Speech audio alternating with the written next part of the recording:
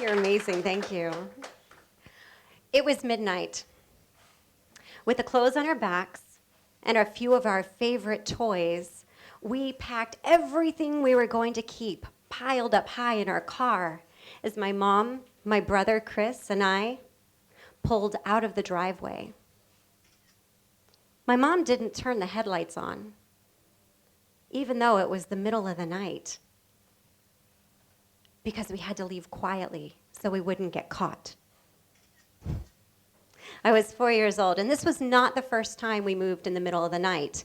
We did these midnight moves about once every 9 months or so because my mom couldn't pay the rent. See, my mom was unemployed or never employed because she suffered from a mental illness. And so while moving every 9 months or being homeless might sound like a bad thing, for me, it was so much fun. Living in the car, moving from truck stop to truck stop, and just living in these random places. And I remember this time.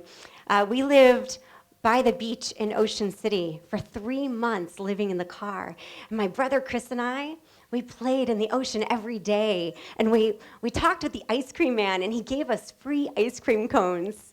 And I remember taking a shower. We'd take these old milk jugs and filled them with water and dump them over our heads as we crawled into the car on top of everything that we owned as our bed. It was these times, these adventures, were because we had no expectations on what life was supposed to be. There was no one there to tell us to get up or go to school or go to bed. We were wild and we were free. Until I was 13, when my grandmother told my mom, "Catherine, Soness and Chris need to go to school." And so we moved to Florida to live with my grandmother. Now my grandmother said to me, "You need to get up in the morning." So I got up in the morning. "You need to go to school every day." So I went to school every day. "And you need to go to bed." I went to bed at 10 o'clock. "You need to go to church." I went to church. Suddenly, I had all these expectations put on me, and I did not like it. I was angry. Who was this lady telling me what to do? No one in my life had ever told me what to do. And suddenly, this. But there was something comforting about it. The schedule, this stability, and I liked it.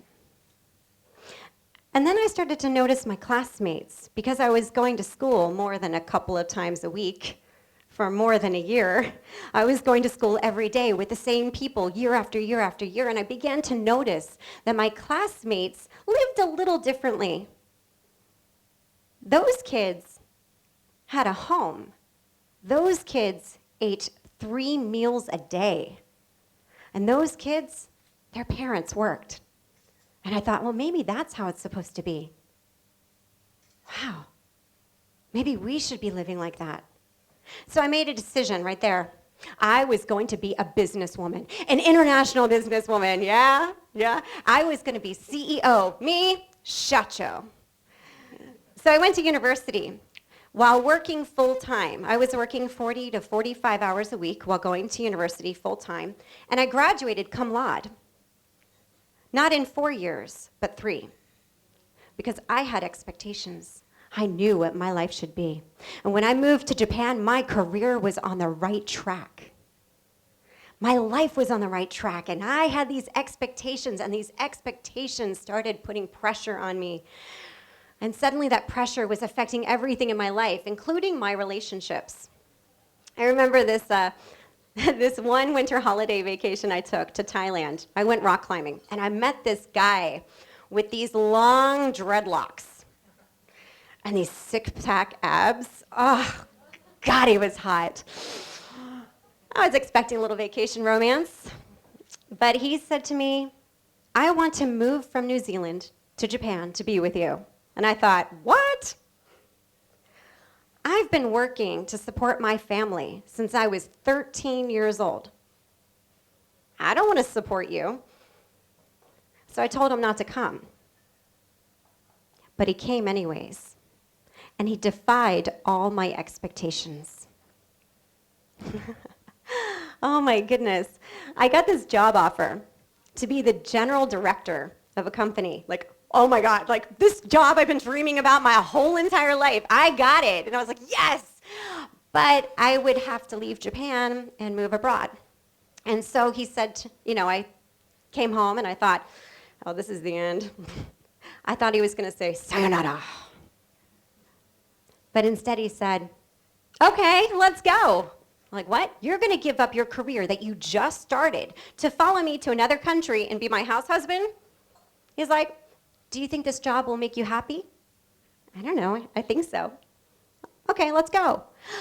Oh, but honey, you can have an online business because I'm an online marketing expert. I can make you famous and rich. And he's, whoa, Soness, stop. You figure your stuff out. I'll figure my stuff out. I'm like, well, what do you want from me? I just want you to be happy. I have 1,000,000 expectations of myself and about 100,001 of you, and you just want me to be happy. Oh man, I'm such an idiot. And from that moment, I dropped all these expectations of him, of myself, of my career, of my relationships. That simple. About a month and a half ago, I gave a TEDx talk called How to Speak So People Will Listen. Excuse me, no, How to Listen So People Will Speak. And in that talk, I talked a little bit about my mom's mental illness, and I could just imagine my mom, she's 84 years old. I could imagine her getting angry and saying, what, you told the world I'm crazy?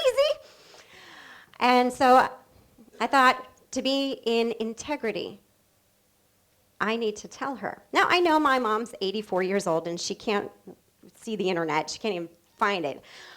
But I figured this is the time. So I called her up, and I said, Mom, I just gave a talk about how to listen so people will speak, and I talked about your mental illness. But I don't think it's your fault. I have this theory, and tell me if I'm right.